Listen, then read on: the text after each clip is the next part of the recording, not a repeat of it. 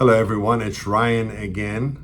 Remember in the previous video about Wherever You Go, I said we were going to try to tell the story behind the story and give it a little bit more insight. So day 2 today, do not be afraid. The verse for that is from Isaiah 41, where the Lord says, do not be afraid, for I, the Lord your God, am with you. And I talk in the book about how presence is the antidote for fear, not bravery, none of those things. Presence is the antidote for fear. So I'll give you an example of that.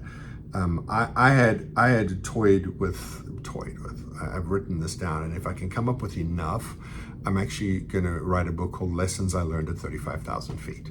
And if you know anything about me, you know that I love airplanes and I wanted to be a pilot when I was a child. And so I used to be terribly afraid of flying, but here's something that I learned. I remember one time, it was so clear in my head.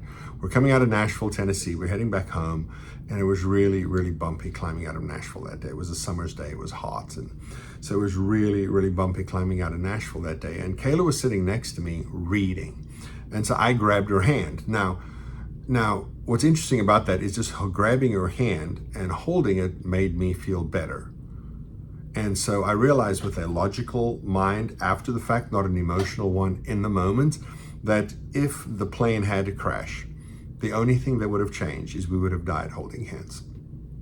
Holding our hands would have not changed the outcome if the plane was in trouble. However, holding your hand changed my ability to deal with the moment, because just knowing that we were doing it together, just by being tactilely connected to my wife, I felt like I could do it because we were doing it together. And that's when that idea that do not be afraid, for I am with you became so real to me, because my fear subsided because I realized that Kayla and I were experiencing the same thing together.